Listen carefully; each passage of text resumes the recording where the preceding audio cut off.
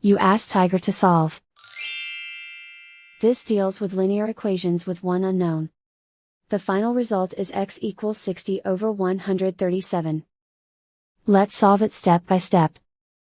Group all constants on the right side of the equation. Add 120 to both sides. Simplify the arithmetic.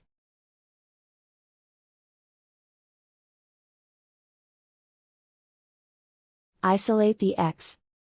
Divide both sides by 274.